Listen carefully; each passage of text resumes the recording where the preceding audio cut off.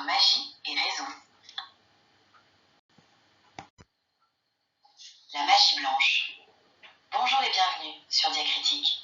Aujourd'hui, nous allons nous pencher sur une notion qui semble familière, presque douce, et qui pourtant cache un abîme de paradoxes, la sympathie.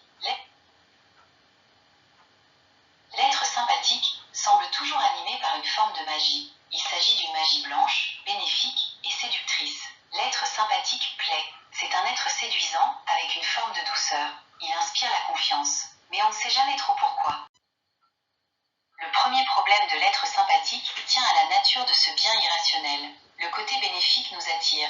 Le côté irrationnel nous incite à la méfiance. Il en est de la sympathie comme des commerçants. Le commerçant est toujours sympathique. Mais souvenons-nous, le dieu des commerçants, Hermès, est aussi le dieu des voleurs. Hermès reste néanmoins un dieu sympathique, parce que c'est le dieu de la communication entre les hommes et les dieux. Le messager des dieux conserve toujours cet aspect angélique, séducteur. Mais cette bienveillance cache-t-elle un larcin? C'est ce que nous allons explorer. Le problème moral et cosmologique. La sympathie possède un aspect moral inévitable. C'est celui qui aide dans la douleur, sans qu'on puisse dire comment.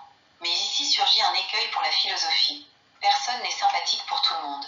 Une morale de l'universel ne peut faire reposer ses principes sur la sympathie, car cela déroge au principe d'égalité. Mais le problème n'est pas seulement moral, il est cosmologique. C'est ce que nous appellerons la coaffection.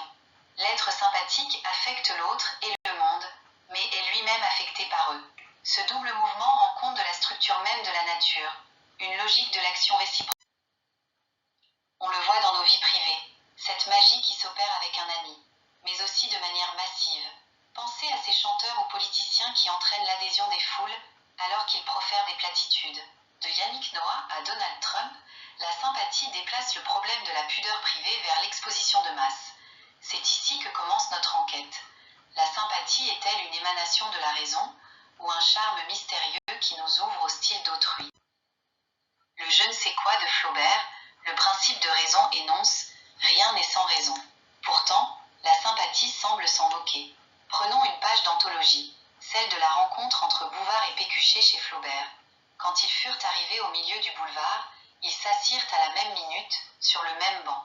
Pour s'essuyer le front, ils retirèrent leur coiffure, que chacun posa près de soi. Et le petit homme aperçut écrit dans le chapeau de son voisin « Bouvard », pendant que celui-ci distinguait aisément dans la casquette du particulier en redingote le mot « Pécuchet ». « Tiens, dit-il, nous avons eu la même idée, celle d'inscrire notre nom dans nos couvre-chefs. Mon Dieu, oui, on pourrait prendre le mien à mon bureau, c'est comme moi, je suis employé. » Alors, ils se considérèrent. L'aspect aimable de Bouvard charma de suite Pécuchet. Ses yeux bleuâtres, toujours entreclos, souriaient dans son visage coloré.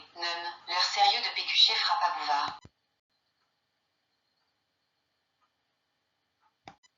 La critique spinoziste, un danger flottant. Si Flaubert en rit, Spinoza, 2 siècles plus tôt, nous met en garde. Pour lui, la relation sympathique est une relation flottante. L'esprit est indécis par rapport au monde. Spinoza, comme Leibniz, croit que rien n'est sans raison. Mais là où le sans marque une absence, il possède une effectivité parfois mauvaise. La sympathie est une forme de joie, certes, mais comme elle n'est pas fixée en raison, elle peut glisser vers son contraire. Elle n'est souvent qu'un accident. Écoutons Spinoza dans l'Éthique, partie 3, prop 15. N'importe quelle chose peut être, par accident, cause de joie, de tristesse ou de désir.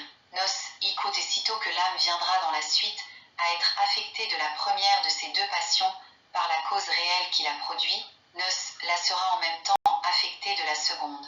De façon que cette cause dont nous parlons produira dans l'âme, non par soi mais par accident, la joie ou la tristesse. La sympathie repose sur des qualités occultes. C'est une forme d'irrationalité. Spinoza poursuit. Nous comprenons par ce qui précède comment il peut arriver que nous aimions ou que nous haïssions certains objets sans aucune cause qui nous soit connue, mais seulement par l'effet de la sympathie, comme on dit, ou de l'antipathie. Napet quand, Quelques auteurs, tal sur son chez ce. Ta au moi, je crois qu'il est permis d'entendre par ces mots des qualités connues et qui sont même très manifestes. Pour Spinoza, la sympathie est soumise à la fluctuatio animi, le flottement de l'âme. Elle est une suspension de l'esprit critique.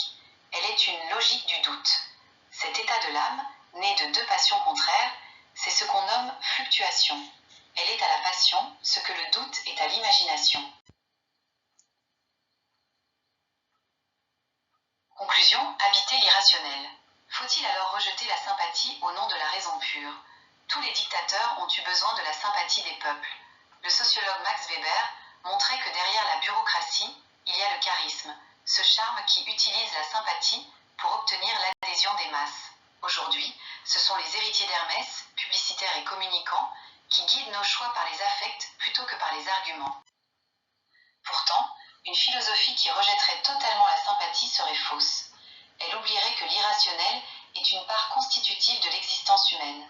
D'un point de vue cosmologique, la sympathie reprend son sens si on considère que ce je ne sais quoi est bel et bien un mode d'être. C'est une clé d'ouverture au monde. La réciprocité est le point d'ancrage de notre appartenance au monde. La sympathie nous permet de pénétrer le style d'autrui et de s'ouvrir aux significations de son univers. Et vous, avez-vous déjà ressenti cette sympathie immédiate, cette magie blanche qui défie votre propre raison? Est-ce pour vous une porte vers l'autre ou un flottement de l'âme dont vous vous méfiez? Discutons de cette cosmologie des affects dans les commentaires. Si cette exploration de la sympathie vous a plu, abonnez-vous à Diacritique et cliquez sur la cloche. Retrouvez mes analyses textuelles sur la diagonale des savoirs.